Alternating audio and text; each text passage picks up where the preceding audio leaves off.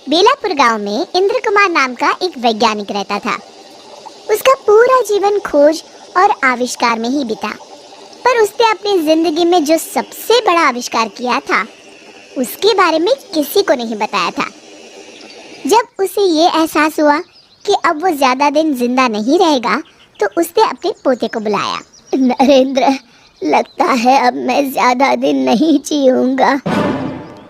आप आए दिन इतनी सीरियसली बात क्यों करते हैं दादाजी? मेरी बात ध्यान से सुन। एक ऐसा राज है जो आज तक सबसे छुपा हुआ है। क्या मैं आपका गोद लिया हुआ पोता हूँ दादाजी?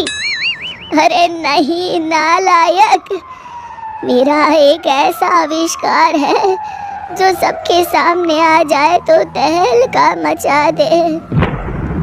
तो आपने अभी तक तहलका मचाया क्यों नहीं दादाजी?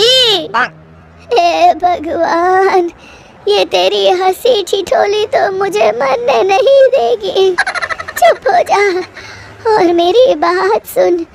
मैं वो आविष्कार किसी बड़े आदमी को बेचना चाहता था। अब तू ही संभाल और जैसा ठीक लगता है कर। और ऐसा क्या है दादाजी? और आप कहीं नहीं जा रहे हैं? हाँ, मैंने समय में यात्रा करने वाली एक टाइम मशीन बनाई है, जिसमें बैठकर कोई भी इंसान भविष्यकाल और भूतकाल में जा सकता है। लेकिन एक बात याद रखना, उस टाइम मशीन का इस्तेमाल हमेशा अच्छे कार्यों के लिए करना। ये आप क्या कह रहे हैं दादाजी? कोई फिल्म की स्टोरी सुना रहे हैं क्या? ये ले तहखाने की चाबी और ये मशीन की चाबी। इसे 3 बार आगे पीछे करने से मशीन चालू हो जाएगी। आप क्या बात कर रहे हैं दादाजी? नरेंद्र तुरंत वहां से भाग जाता है और अपने सबसे भरोसेमंद दोस्त बिल्लू को बुला कर लाता है। उसे लेकर तहखाने में जाता है। दोनों दोस्त सामने खड़ी मशीन को देखकर दंग रह जाते हैं। नरेंद्र वापस दादाजी के कमरे की तरफ भागता है। देखता है कि इंद्र कुमार सुकून की नींद सोए हुए हैं, जैसे दिल से कोई बोझ हल्का हो गया हो। वो उन्हें उठाता है, पर वो तो इस दुनिया से जा चुके होते हैं। नरेंद्र दुखी हो जाता है। कुछ दिनों बाद, अरे यार, मुझे लगता है कि तेरे दादाजी मरते मरते तेरे साथ मजाक कर गए। भला इसमें बैठकर हम लोग समय यात्रा कैसे कर सकते हैं? नहीं, दादाजी ने कहा है तो ये सब सच ही होगा। अगर ऐसी बात है तो क्यों ना हम इस मशीन का इस्तेमाल अमीर बनने के लिए करें? पर दादाजी ने कहा था इसका इस्तेमाल अच्छे कामों के लिए ही करना। अरे तो हम कौन सा किसी का बुरा कर रहे हैं? अपनी भलाई करने में क्या बुराई है दोस्त, बताओ तो जरा। बात तो सही है।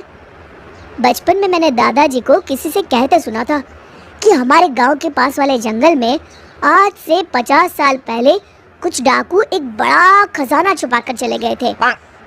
लोगों ने उस खजाने को बहुत ढूंढने की कोशिश की, लेकिन वो उन्हें कभी नहीं मिला।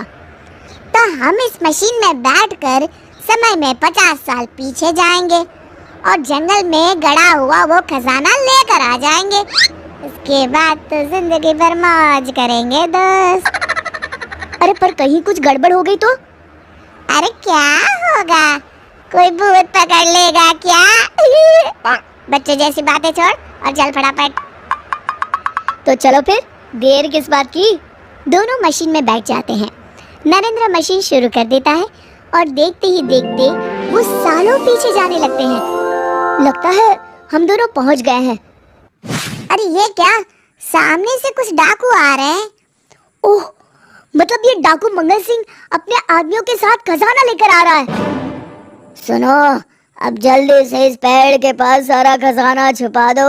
हाँ सरदार, किसी को कानो कान खबर नहीं होगी कि हमने सारा खजाना कहाँ छुपा रखा है। अरे अब तुम लोग खड़े खड़े मेरा मुंह क्या देख रहे हो? जल्दी से खुदाई शुरू करो। हे भगवान, इतना सारा पैसा! हे भगवान, इतना सारा पैसा और सोना! बिल्लू का मुंह खुला रह जाता है।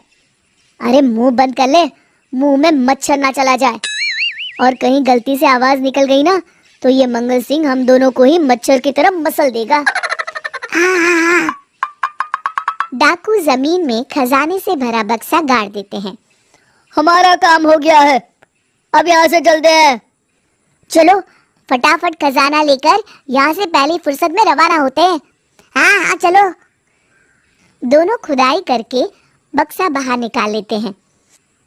अरे भाई ये बक्सा तो बहुत भारी है, लगता है हमारी आने वाली कई पीढ़ी बैठ कर खाएगी। तभी नरेंद्र कुछ सोचता है और घबरा जाता है। अरे क्या हुआ भाई, तेरे चेहरे का रंग क्यों बदल गया? अब तो खजाना हमें मिल चुका है। अरे अभी मुझे याद आया, मेरे दादाजी ने ये भी बताया था कि इस पेड़ पर एक चुड़ैल भी रहती है, इसलिए इस खजाने को ढूंढने जितने लोग भी गए थे आज तक कोई वापस नहीं आया। अरे मर गए रे, भगवान करे अभी चुड़ैल सो रही हो। चलो भागते हैं यहाँ से। अपनी मशीन की चाबी तो उठा लो। अरे हाँ। अरे पर ये कौन बोला? दोनों ऊपर देखते हैं, पेड़ पर उन्हें एक डरावनी चुड़ैल बैठी दिखाई देती है। देखिए चुड़ैल जी, मैंने तो अभी तक शादी भी नहीं की है, मैं तो बेकार में लालच पे पड़ गया। एक काम करते हैं, इस खजाने के 3 हिस्से कर लेते हैं, खुश? अरे ओ लालची इंसान, जान से ज्यादा खजाना प्यारा है क्या तुझे? देखिए चुड़ैल जी, आप पूरा खजाना ले लीजिए, बस हमें घर जाने दीजिए। मैंने तुम्हें घर जाने से कब रोका, पर मैं भी तुम्हारे साथ चलूंगी। आप हमारे साथ चलकर क्या करेंगी? तुझे अपनी जान प्यारी है तो चुपचाप मुझे शहर ले चल। इस जंगल में मैं बोर हो गई हूँ, मैं भी देखना चाहती हूँ कि 50 साल के बाद की दुनिया कैसी है। आप तो काफी शौकीन चुड़ैल मालूम होती है, पर क्या है ना, इस मशीन में सिर्फ 2 ही लोग बैठ सकते हैं। तो तुम मशीन चलाओ, मैं बैठती हूँ और इस बिल्लू को यहीं शेर और भालू के डिनर के लिए छोड़ जाते हैं।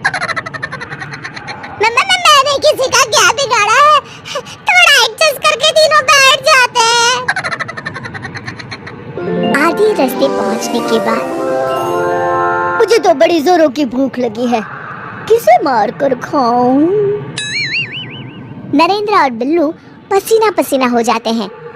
क्या ये दोनों वापस घर पहुंच पाएंगे या ये चुड़ैल किसी को मार के अपनी भूख मिटाएगी? ये जानेंगे इस कहानी के अगले भाग में।